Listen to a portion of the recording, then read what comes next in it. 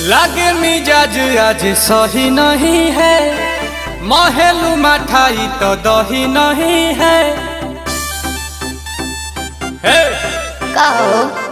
लागे मिजाज आज सही नहीं है, तो महलू मठाई तो दही नहीं